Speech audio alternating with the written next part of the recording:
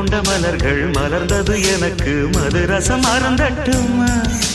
விடுகின்ற வரையில் முடிகின்ற வரையில் கவிதைகள் எழுதட்டுமா முத்தம் என்ற கடலில் முத்து குளிப்போமா அழகு அழகு ஓ